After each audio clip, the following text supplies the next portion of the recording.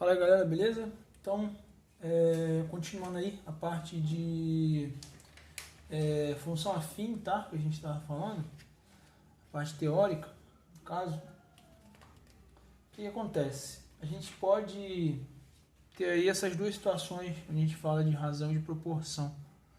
Tá? O que é uma razão? Então, sempre que você pegar e for ouvir falar sobre uma razão é pegar um valor e dividir pelo outro. Então, eu costumo dizer que razão é divisão de um valor por outro, tá? E aí, só para você ter uma noção de um exemplo, o cara fala assim, ó, em uma classe de 42 alunos, há 18 rapazes e 24 moças. A razão entre o número de rapazes e o número de moças é... Então, ele quer a razão, então ele fala que tem 18 rapazes, beleza? E 24 moças. O que acontece? 18 rapazes e 24 moças, ele quer a razão entre o número de rapazes, ele fala nessa ordem, tá? Rapazes primeiro, e depois ele fala o número de moças, nessa ordem. Então a razão obedece à ordem que ele está falando lá.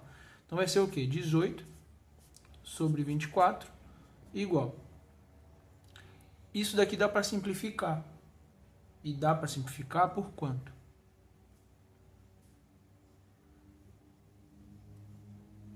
Dá para simplificar por 6, né? Por 6 vai dar 3 quartos. Tranquilo? Então isso daí é razão. Razão é uma divisão entre dois valores na ordem que a pessoa que está te pedindo a razão ou o problema está falando para você. Quando a gente pega duas razões, por exemplo, tem a razão A, B e a razão C, D. E essas duas razões elas são iguais, a gente diz o quê? Que elas são proporcionais. Então, quando eu tenho a igualdade de duas razões, eu estou falando de uma proporção.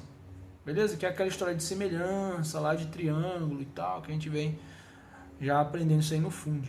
E quando você tem uma igualdade de frações, o que é mais importante aqui é você saber que você vai pegar e fazer o quê? Uma multiplicação em cruz. Então, o A vai se multiplicar com o D, certo? E o B vai se multiplicar com o C. Então, a gente ficaria com o seguinte, com a igualdade, né? Que seria AD igual a ABC. Tá bom? E aí vão ter vários exemplos aí, onde a gente vai usar a proporção. Um dos lugares é a regra de 3, né? A gente usa esse tipo de relação também. Tá? E aí falando agora, já que a gente falou de regra de 3, grandezas diretamente proporcionais. Lembra da regra de 3? A gente pegava e aprendia sobre grandezas diretamente e grandezas... Cadê a outra folha? Tá aqui. E grandezas inversamente. Tá? Vamos ver o que é isso. Então, analisando aqui, eu tenho aí o volume, tá? Volume medido em ml, tá? Então isso aqui é a unidade, é o ml. E a massa, que é medida em grama, de uma situação, problema, tá? E aí eu estou fazendo o seguinte, estou pesando um determinado objeto, com uma determinada massa, isso que eu estou pesando, e eu estou comparando o volume que ele tem. Então, a tendência é que se eu pegar lá um copinho de água e for pesar, cheio, um copinho de água na metade do copo de água, isso vai ter uma massa. E se eu aumentar, botar mais água, encher o copo até a boca de água, isso vai ter uma massa também que provavelmente será maior, né? Provavelmente não, vai ser maior. Em relação a meio copo de água e um copo cheio de água. O que a gente está falando aí? A gente está falando da relação da massa e do volume. Beleza? Então, nesse meu problema aqui, eu tenho volume de 100 ml, pode ser de água, 200 ml, 300 ml, 400 ml. Isso daqui, ó, 100 ml tem 80 gramas, 200 ml de água tem 160 gramas, 300 ml de água tem 240 gramas e assim vai embora. Tá? Não se preocupa com o que está acontecendo de valores aqui de um lado e do outro, não. Isso para mim não é o importante agora. O importante é entender o seguinte, ó, o que está acontecendo com o volume. Se eu for analisar, o volume ele está aumentando ou diminuindo? O volume aumenta. Certo? O que está acontecendo com a massa? Se eu olhar o mesmo sentido. Então, se eu analisar aqui, ó, do 100 para o 200, está acontecendo o que com o volume?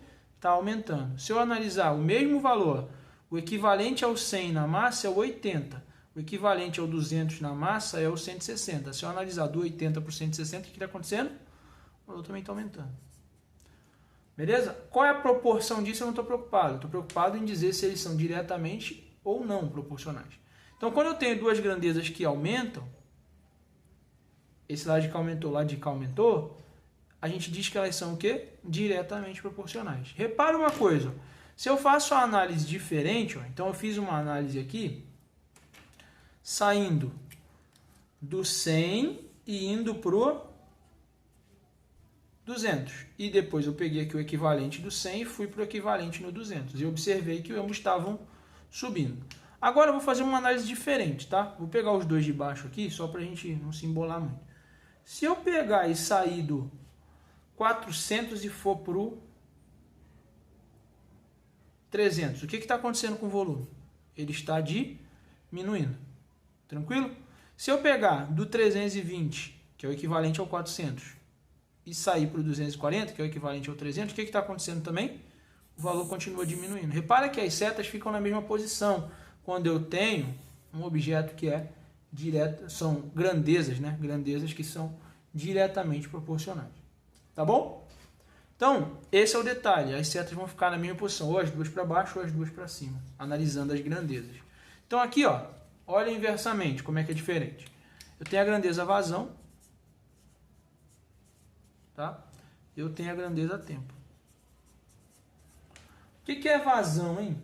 Vazão, a unidade de vazão aqui é litro por minuto, a unidade que eu estou trabalhando, tá? E a unidade de tempo aqui é minuto.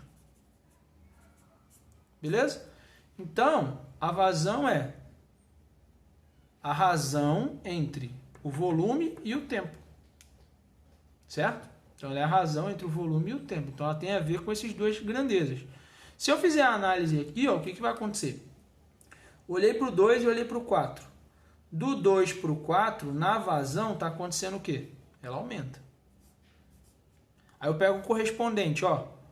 Do 60 para o 30, o 60 é o equivalente ao 2. Eu fui do 2 para o 4, agora eu vou pegar do 60 para o 30. O que aconteceu? O tempo diminuiu. Ó a seta, uma para cima numa grandeza, para baixo na outra. Isso é característica de inversamente proporcional. Se eu analisar aqui, ó, vamos analisar a diminuição, então, ó, do 6 para vazão 1, vazão 6 para vazão 1, equivalente do 6, 20. Equivalente do 1, 120, tá? Então aqui, ó, do 6 para o 1, o que aconteceu com a vazão? Ela diminuiu. Então a vazão diminuiu. Repara que eu estou analisando a seta de sentido contrário. Diminuiu. Aí o que aconteceu aqui, ó? Do 20 para o 120, que são os equivalentes. Do 20 para o 120, no tempo. O que está acontecendo? Está aumentando. Aumentando. Uma seta para baixo, uma seta para cima. Nas grandezas, coisa. Isso é característica de grandezas inversamente proporcionais. Beleza, meu povo? Esse aí é a nossa próxima aulinha, então, a respeito de função afim. O que acontece aqui, ó? Um detalhe só para a gente fechar. Quando a gente fala de grandezas que são diretamente proporcionais, o gráfico que essas grandezas geram vai ser sempre um gráfico linear. Então isso aqui, ó, vai ser linear. Ou seja, se é linear, é uma reta. Esse gráfico aqui não vai ser linear, ele vai ser uma hipérbole. E eu vou falar isso aqui agora, tá? Só para você saber que a grandeza inversamente proporcional, ela gera coisa diferente, então ela tem que ser feita de forma diferente. Por isso que a gente inverte a fração quando a gente vai fazer as proporções, tá? Ela gera uma coisa diferente. Isso aqui é matéria do terceiro ano, hipérbole. Quando a gente falar de cônicas, aí você vai ver o que é mais ou menos, tá? Tranquilo? Beleza? Falou!